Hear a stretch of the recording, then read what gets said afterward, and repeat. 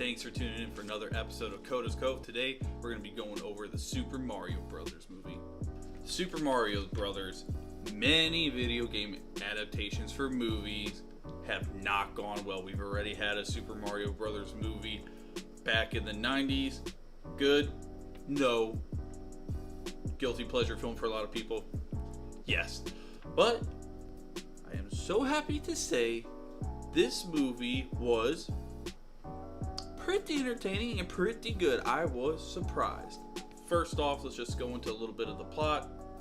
Mario and Luigi have their own plumbing business.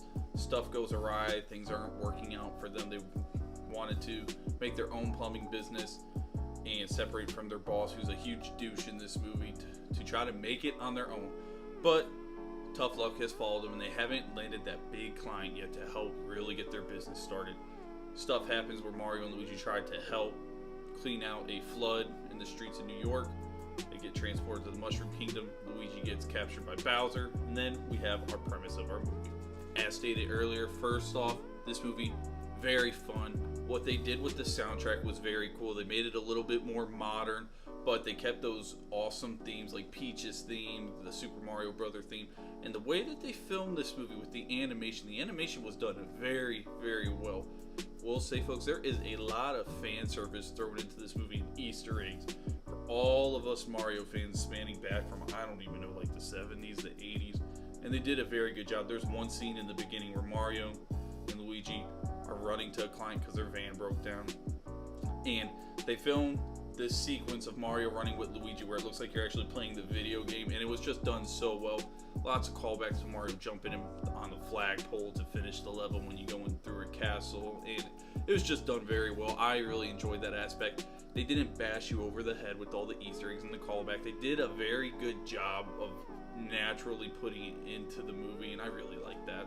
And for this being a kids movie, I will say it is very good for adults to watch. If you're an adult, you have a kid, you're actually going to go enjoy this movie. This isn't one where you're going to want to snooze just to bring your kid with. You'll enjoy it, your child's going to enjoy it. Being a kids movie, it's very fast paced. You get right into the action right away, and it continues this throughout the whole film.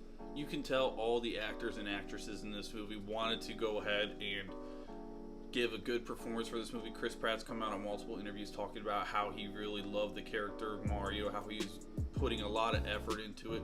For those complaints that we saw about his Mario voice, they do a good job of explaining why he doesn't do the classic wahoo type of voice you're used to, because he uses that voice in a commercial for their plumbing business.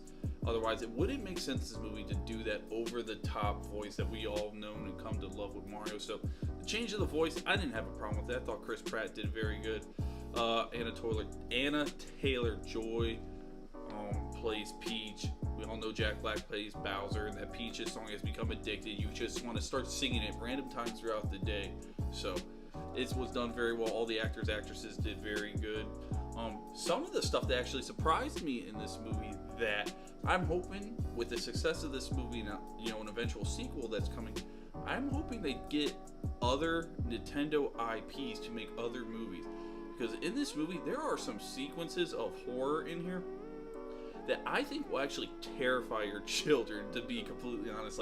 There's a scene where Luigi's in this can't remember what the name of it was, but if you remember the Koopa skeletons, there's a scene where these Koopa skeletons are coming up out of the ground, and it's pretty creepy. Some of these kids, I think, may end up crying, and it made me think, what would be cool with the success of this? If we got a Metroid movie, get Samus in there, because those Metroid games, the early ones especially, the first ones that came out, they're very creepy, and the way that they did the horn here, they could do Metroid. You might get a Luigi's Mansion movie, because Luigi's scared the whole time in this movie, so that was really cool. Really enjoyed that aspect of the film. Like I said, we'll be most likely getting a sequel. May get a Donkey Kong movie. They did reference multiple universes in this, so as I said, hoping with all these other Nintendo IPs we can get something. Would love to see a Zelda movie. Zelda's one of my favorite Nintendo characters. Properties, I should say. Link is awesome.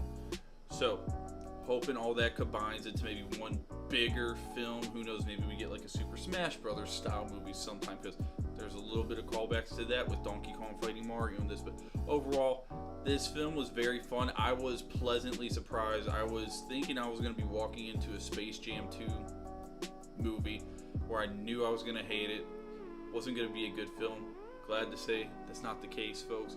Adults will like it. Kids are going to love it. And this is one of those movies that brings families closer together because you probably grew up with Mario. Now your child's growing up with it. You have something to bond with. It's an awesome time. So I'll give this movie, I'm going to give it a solid 7 out of 10. Actors, actresses did phenomenal. Soundtrack, amazing. The animation was done very well in this movie. I enjoyed pretty much every aspect of this movie. I wasn't bored once.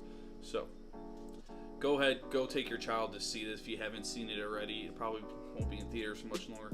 When it comes out to streaming services, I promise this will probably be one that you're going to replay for your child over and over and over again. As always, thank you for tuning in to Kota's Cove. Hey, make sure you be a friend, tell a friend. We're on the road to 200 subscribers. Thank you all for the support so much. Let them know to come to the Cove, baby, because the water is fine. Thanks, everybody.